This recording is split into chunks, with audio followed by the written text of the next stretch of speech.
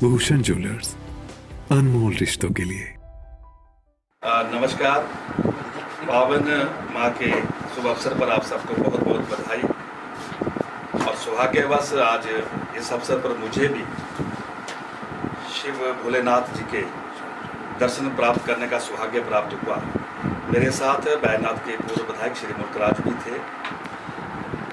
हम देख रहे हैं कि पिछले कुछ सप्ताह से हिमाचल प्रदेश एक गंभीर त्रासदी से जूझ रहा है। 8 जुलाई की वो रात्रि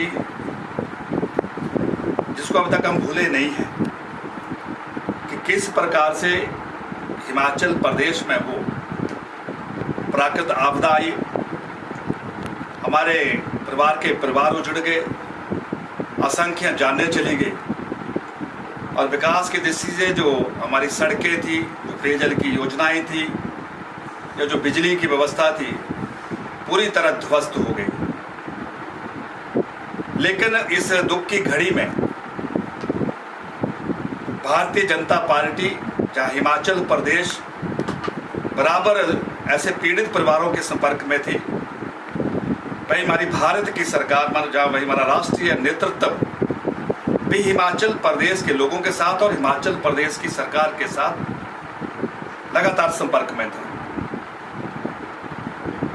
हम सब जानते हैं कि देश के प्रधानमंत्री श्री नरेंद्र मोदी जी और देश के गृह मंत्री जी श्री अमित भाई शाह जी और हमारे पार्टी के राष्ट्रीय अध्यक्ष श्रीमान जेपी नड्डा जी ने तुरंत हिमाचल प्रदेश के सम्माननीय मुख्यमंत्री जी से संवाद करते हुए ये विश्वास दिलाया कि केंद्र इस दुख की घड़ी में प्रदेश के साथ खड़ा है।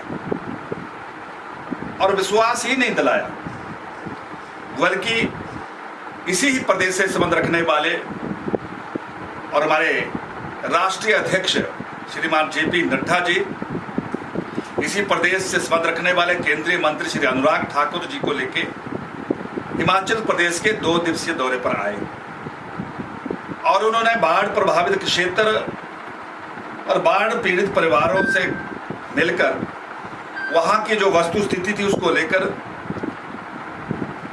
वहां पर चर्चा की और एक विस्तृत रिपोर्ट को लेकर वापस दिल्ली लौटे। और तुरंत प्रधानमंत्री जी से मंत्रणा करने के बाद केंद्र सरकार ने हिमाचल प्रदेश को 361 करोड़ के रुपए की राहत जो है वो हिमाचल को भेजी। और यही नहीं, उस दुख की आपदा में केंद्र ने 15 एनडीआरएफ की कंपनियों के साथ 2 एयरक्राफ्ट एयरफोर्स के भी भेजे।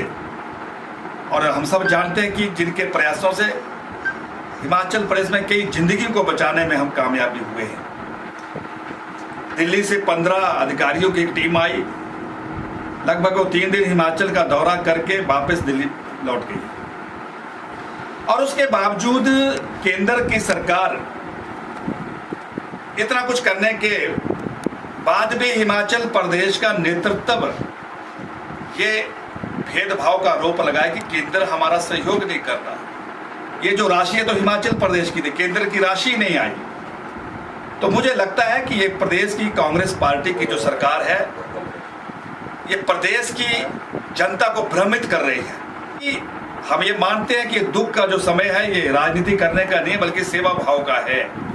उसके बावजूद कांग्रेस पार्टी का रवैया, हम सब प्रेस के मीडिया के लोग इनके हर कदम के गवाह है।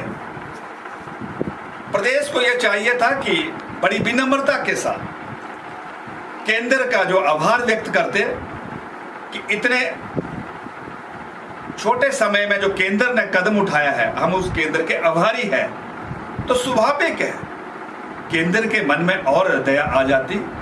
लेकिन ये जिस तरह की भाषा और जिस तरह का व्यवहार हिमाचल प्रदेश की कांग्रेस पार्टी की सरकार व्यक्त कर रही है, इससे प्रदेश का भला होने वाला नहीं है। लगभग 2 सप्ताह से ज्यादा समय हो गया है। जो घर पूरी तरह बर्बाद हो गए थे, जो परिवार पूरी तरह उजड़ गए थे, आज भी अभी तक उनके पुनर्निर्माण के लिए और उनके पुनर्निवास के लिए जो करना चाहिए था, जो तेजी दिखाई देनी चाहिए थी, वो अभी तक नजर नहीं आ रही। और उल्टी कांग्रेस पार्टी आपस में उलझी हुई है। एक मंत्री ये कह रहा है कि इस मंत्री के जो बोल है कि ये आपदा आई है, इसकी जिम्मेवारी इस मंत्री के, दूसरी बोलता है ये मंत्री जो बच्चे वाली बात करता है। उनको रात दिन बचाव कार्य में लगना चाहिए। जहां बिजली नहीं वहां बिजली पहुंचनी चाहिए। जहां पेयजल की योजनाएं जो है वो टूट चुकी है उनको दोबारा से बहाल किया जाना चाहिए, आगे आना चाहिए। लेकिन यहां पर एक दूसरे पर आरोप और प्रत्यारोप में प्रतिस्पर्धा लगी हुई है। प्रदेश के पीडब्ल्यू मंत्री कह रहे हैं कि यहां से फाइलें चलती है और दिल्ली में कुछ बदल जाती है। वो किसको बोल रहे हैं? वो प्रदेश के मुख्यमंत्री जी को बोल रहे हैं। लेकिन बोलने का जो रास्ता है वो टेढ़ा है, सीधा नहीं है। मैं बाई नेम श्री सुखविंदर सुक्खू जी और श्री मुकेश अग्निहोत्री की बात नहीं कर रहा हूं। मैं प्रदेश के मुख्यमंत्री, उप मुख्यमंत्री और प्रदेश के मंत्री का दायित्व के आधार पर मैं बात कर रहा हूं। मैं चंडीगढ़ से अपने पालमपुर की तरफ आ रहा था वाया ऊना, और ऊना से जब मैंने गाड़ी वाया परागपुर की तरफ मोड़ी तो बहुत सी दीवारों में अभी भी लिखा हुआ है कि प्रदेश की हर महिला को हर महीने हम 1500 रुपए देंगे। और इस प्रकार के जब स्लोगन लोगों ने कहा कि ये दिख रहे हैं, तो मुझे यह जानकारी मिली कि एक कंपनी को टेंडर कर दिया है कि जितने भी स्लोगन चुनाव में प्रचार के लिए हमने लिखे हैं उनको पोत दो, उनको मिटा दो। जो लोगों के दिलों में आपकी वो भाषण की रिकॉर्डिंग वहां पर स्थापित है, उनको कैसे मिटाओगे? क्या यह सच नहीं है कि 1500 रुपए मेरी हर बहन को हर महीने खाते में डालने की बात की थी? ये कांग्रेस पार्टी क्या हिमाचल की जनता को बुद्धू समझती है? अरे हमारी दुर्गा जिनका रूप बोलते मेरी माता और बहनें, आप उनके साथ छल करो रे तो लोकसभा चुनाव में इनका आना मुश्किल हो जाएगा।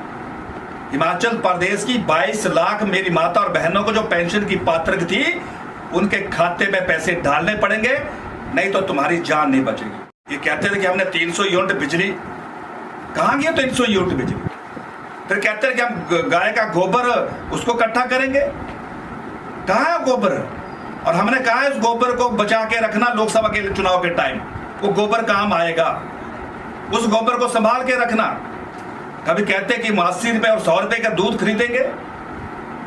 किस किसान से इन्होंने दूध खरीदा बताया? ये मैं कह रहा हूं कि कोई भी गारंटी, भले मानसों ने जो लोगों को ठगा छला है उस दिशा में कुछ ना कुछ तो करते हैं। अब तो 8वां महीना जा रहा है और फिर क्या कहते हैं कि हम बेरोजगारों को 5 साल में 5 लाख नौकरियां देंगे। कांग्रेस के मित्रों, 8 महीने हो गए तुम्हारी सरकार के, तुमने नई नौकरी दूर की बात, तुमने 8000 से ऐसे जो नौ बेरोजगार जो जिसको रोजगार दिया गया था उनको भी हटा दिया है। कांग्रेस बिल्कुल दिशाहीन हो गई है, कांग्रेस में अंतर्कला मची हुई है और हम इस बात को कहना बिल्कुल संकोच भी नहीं करते हैं। मैं बात करूंगा जहां आज मैं बैजनाथ में आया हूं, मुझे इस बात की प्रसन्नता है कि बैजनाथ में पिछले 5 वर्षों में भारतीय जनता पार्टी की सरकार में और हमारे छोटे भाई मुल्कराज प्रेमी जी के विशेष अनथक प्रयासों से यहाँ जो विकास कार्य को अंजाम दिया गया था, उसके अतिरिक्त 8 महीने में बैजनाथ में कोई भी ऐसा काम जिसका शिलान्यास उद्घाटन तो हमारे होंगे, लेकिन कोई नई योजना का शिलान्यास भी हुआ हो। लगभग 82 करोड़ की सड़कें, 9 जो रोड थे हमारे जो नवाड़ के माध्यम से, उनका श्री गणेश प्रेमी जी के कार्यकाल में हुआ।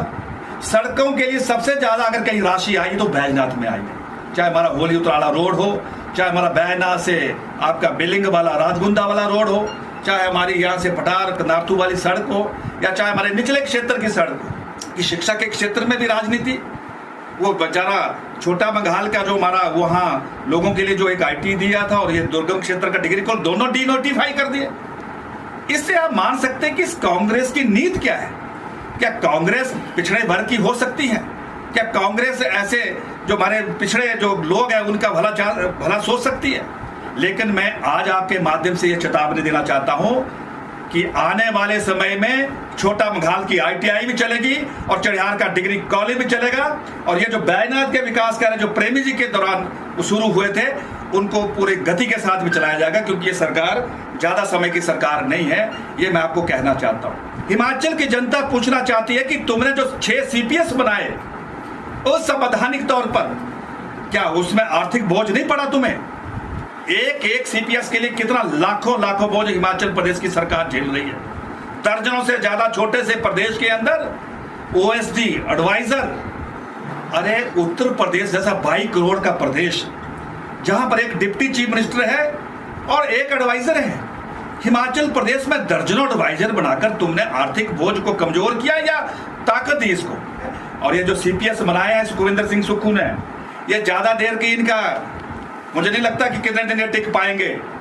मामला न्यायालय में है और कभी भी फैसला आएगा ये हटाने पड़ेंगे, और हटाने नहीं पड़ेंगे अनसीट होंगे, 6 साल के बाद चुनाव लड़ने के लायक नहीं रहेंगे। ये मैं कहना चाहता हूं। इस प्रकार की प्रदेश की स्थिति मैंने आपके सामने रखी है और मुझे दुख है कि जो एक तेजी से विकास की गाड़ी आगे बढ़ रही थी, उस गाड़ी में विराम लगा है और विकास में ग्रहण लगा है।